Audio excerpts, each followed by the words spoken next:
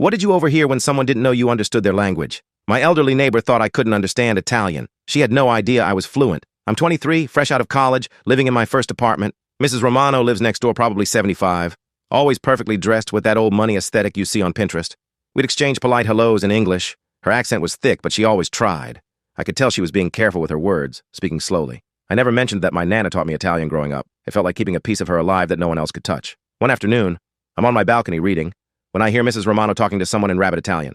Her daughter, I think, visiting from New Jersey. At first, it's normal family talk. Then her daughter starts complaining about the building, the neighborhood, wanting her mom to move to assisted living. But Mrs. Romano defends staying.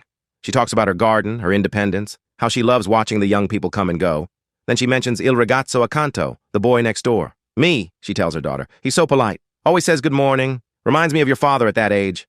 I watch him sometimes when he doesn't know. He works so hard, comes home tired, but always stops to say hi and check on my garden. His eyes light up when he sees my tomatoes. Her daughter sounds impatient. Ma, you can't base life decisions on some random kid being nice. But Mrs. Romano gets emotional. You don't understand. I've been so lonely since Papa died. This boy, he slows down when he sees me struggling with groceries. Yesterday I dropped my keys and he ran over immediately.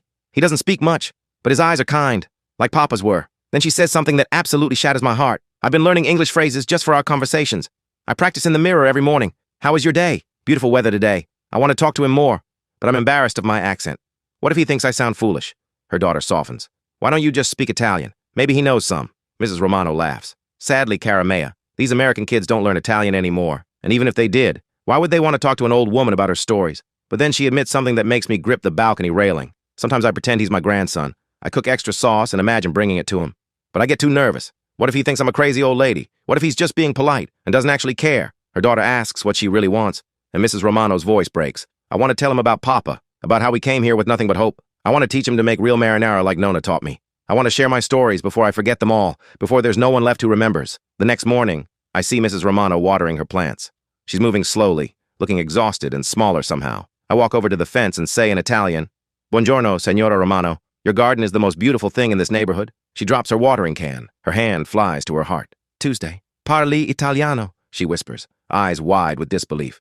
My nonna taught me she came from Napoli, just like you. Mrs. Romano starts crying, happy tears streaming down her weathered cheeks. I heard you yesterday, I continue gently, and I would be honored if you teach me to make marinara. I miss cooking with my Nana more than I can express.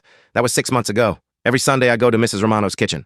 She teaches me family recipes while telling stories about her late husband, about Italy, about raising kids in America. The best part is that she never ended up moving to assisted living, all because of our bond. Her daughter visits more now, amazed at how much happier her mom seems.